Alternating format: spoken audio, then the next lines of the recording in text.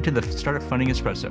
I'm Hall T. Martin, where we talk about how to raise funding and invest in startups and the time it takes to drink an espresso.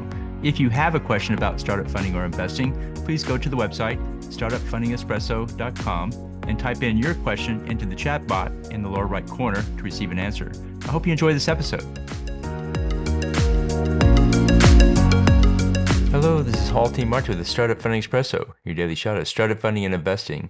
Closing the fundraise can sometimes be a challenge. In down markets and uncertain economic conditions, investors hesitate to commit. Consider incentives for investors to move the fundraise to a close. Here are some key incentives. Offer advisor shares to investors who invest above a certain amount. This gives the investor additional shares in return for their support. Negotiate the value of the advisor shares based on the work the investor will provide. Offer warrants to investors who invest within a certain time period.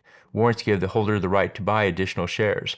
Finally, consider adding preferences to the term sheet for investors who come into the round. Preferences give the investor dividends, which in most cases will be accruing rather than paying out, and put a deadline on the incentives to move the investors to action. Consider a deadline in the 1 to 2 month range. Consider these incentives to close investors to finish the round. Thank you for joining us for the Startup Funding Espresso, where we help startups and investors connect for funding. Let's go start us into today.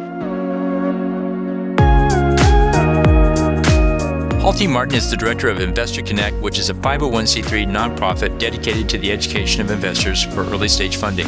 All opinions expressed by Hall and podcast guests are solely their own opinions and do not reflect the opinion of Investor Connect. This podcast is for informational purposes only and should not be relied upon as a basis for investment decisions.